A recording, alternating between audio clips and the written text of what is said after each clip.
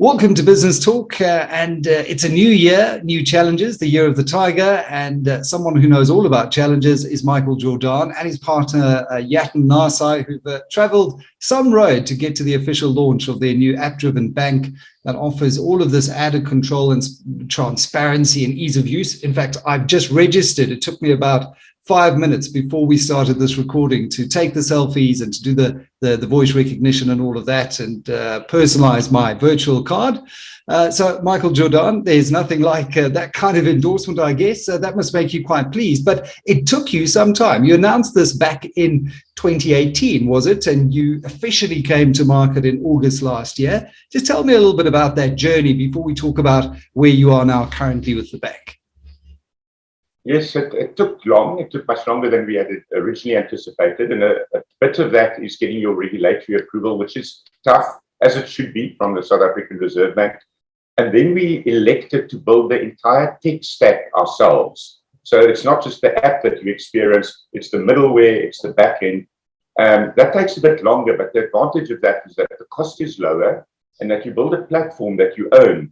And therefore it sets you up for a whole lot of innovation that you don't get if you just buy software off the shelves. And that innovation, certainly came through in the onboarding process for me. The fact is you take a couple of selfies, look over your left shoulder, right shoulder, and it's a really, we talk about this buzzword in business, seamless process and onboarding and making it easy, but it really is. I mean, that user experience is fantastic.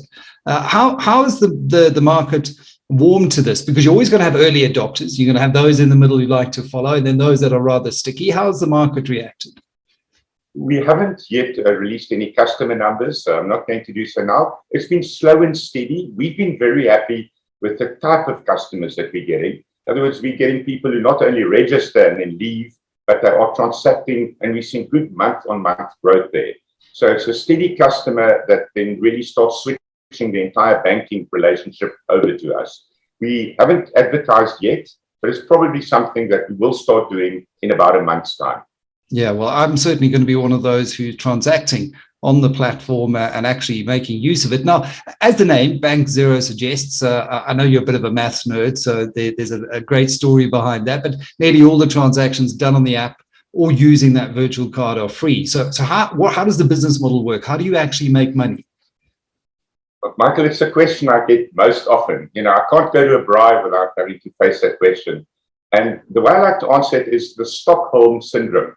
You remember when hostages were taken and those hostages started developing positive feelings towards their hostage takers, even though they were the ones being exploited. And banking in South Africa is just like that.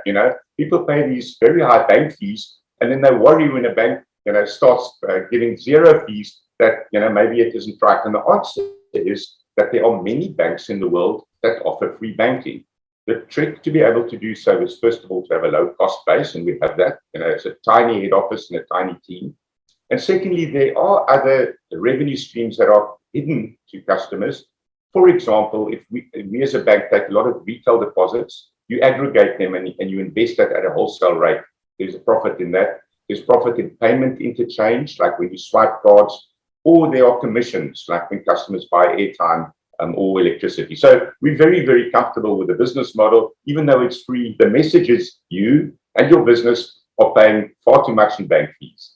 Yeah, and I mean, it's remarkable how in South Africa in particular, we have become those proverbial hostages. We're so used to it. We were so used to these exorbitant and swinging fees.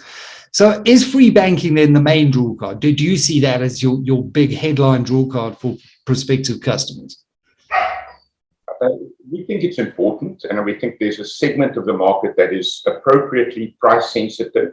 We also think it's important in the business market. So this isn't just targeted at consumers. Very importantly, it's targeted at a whole range of businesses, not just sole props, but also PTY Limited. And there they can save thousands and thousands of rands a month. But that isn't all. We've also been able to develop a whole host of very innovative, powerful functionality. And once again, that had to do with owning our own banking platform, developing it ourselves, and then devising this from the front end first, from mobile first. And we said, what are the type of things that you can do with a mobile phone that you can't do in a branch? From location to, you mentioned the biometrics and the identification, the selfie that you can take that you can put on your card, the type of extra security that you can have through notifications.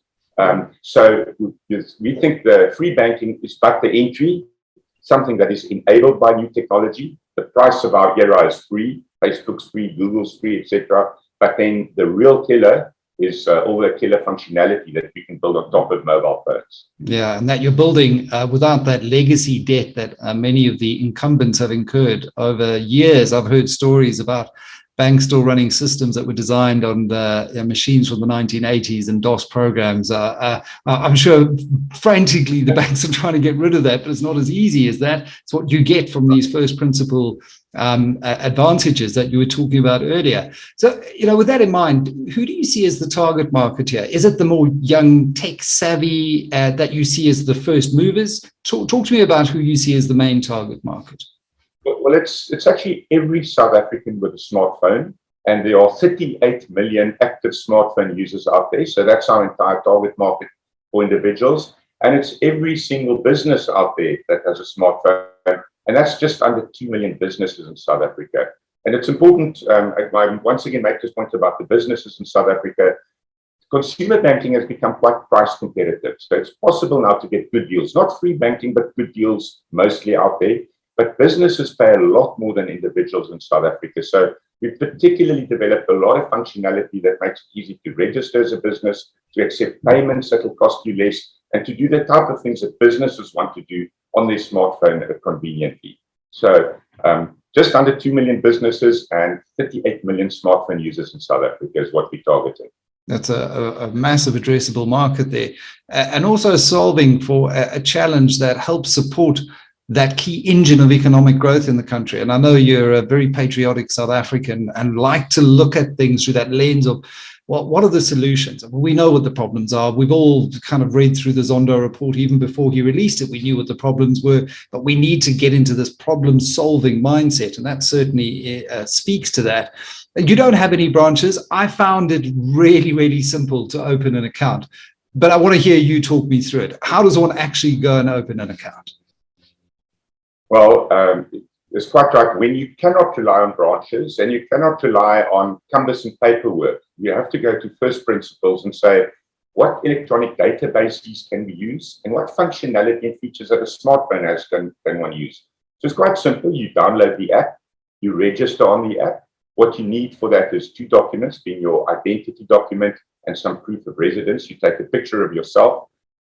You've just been through it. It's not just a picture. You have to actually, it has to capture your full face. We use that for security purposes. We check your location because we also want to deliver a card to you. That card is personalized, not only with your picture, you can even put an interesting message on it. My daughter, for example, put a message on, "Don't steal my card." Other people have said, "Be kind." Some people, I don't know, put their ID number on there, sometimes not even the right one, so they can get into clubs when they're under 18. And to you and you can start transacting. So it really is that simple. And as I said earlier, I've heard it pitched before in the digital space that things are simple and they often don't quite translate when you actually do it yourself, when you physically try and register and do things. This certainly has been. Another big issue in South Africa is that as a nation, we have a very low savings rate. And again, it comes back to those structural issues that we really need to address as a country if we are to sustainably increase our rates of growth and the ability to create prosperity for more South Africans. And it comes down to financial inclusion, all of those purpose-driven things. How can a bank help in this regard? Because surely banks are out there trying to get people into debt. Michael, you're quite right. It's a structural issue for South Africa. If we don't create our own capital, we're reliant on foreigners to give us capital to grow the economy. So we should have a much higher savings rate. Also think it's a cultural issue. Somehow we want to keep up with the Joneses, and borrowing has become kind of an entrenched way of life in South Africa, and it needn't be. Other countries, like China, for example, have very, very high savings rates. Now, the first way in which we can save more is to get rid of banking fees. There's a lot of evidence that says, people don't even want to put money in a savings account because the fees eat it up, particularly for small savers. So That's an important thing that Bank Zero brings. But then we also, when you open an account with us, automatically open a separate savings account for you. We allow you to name it with a savings goal, anything that you want to do, whether it's art or a holiday or studies.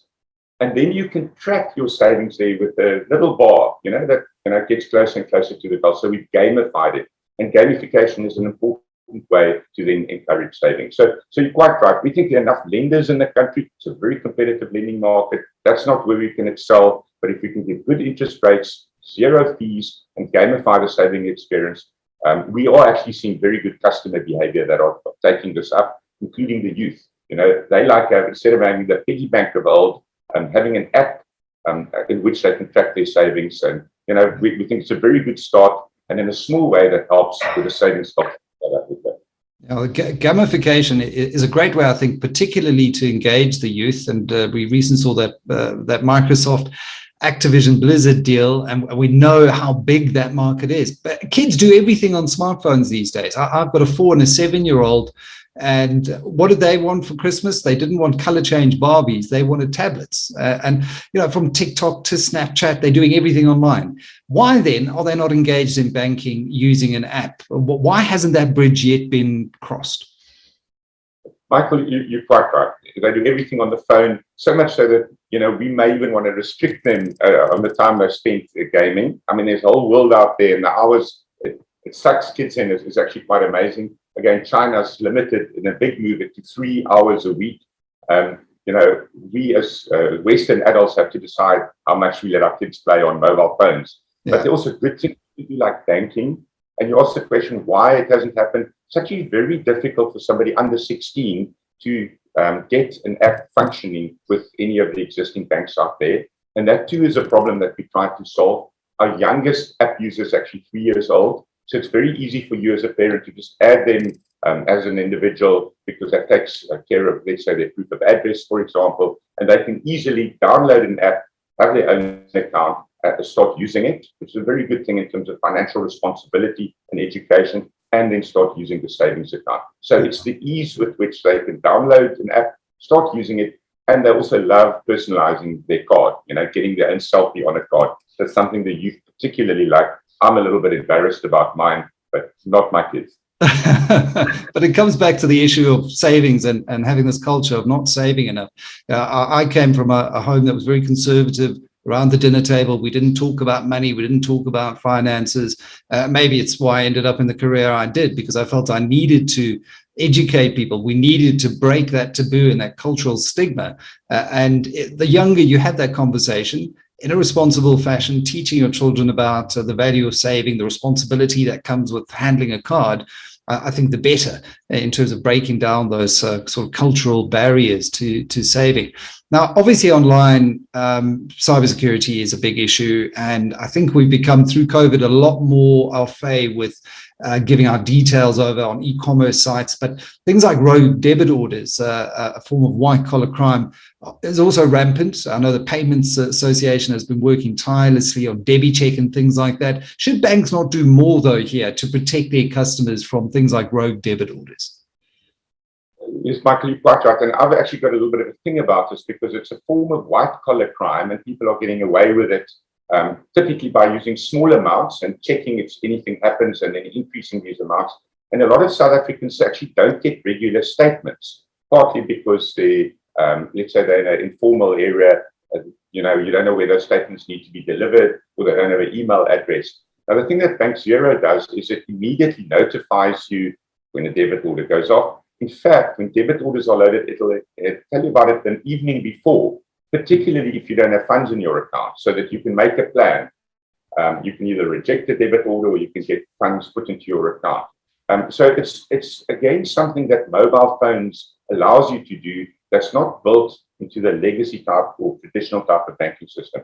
Debit check is very good. It applies to all new debit orders. But the controls we put in place applies to all debit orders, and it puts the user in control. And it certainly, we haven't seen one rogue debit order that hasn't been addressed for our client base. And long may that continue. I was going through my credit card statement the other day and found a debit order that had been going off for Mahjong for some time, and I figured out that was for Minecraft. And one of my daughters had registered for Minecraft without explaining it to me. But it's been going on for months behind the scenes. We don't check these kinds of things, so that's really important to empower users. Now, back to your value proposition for SMEs or for all businesses, really.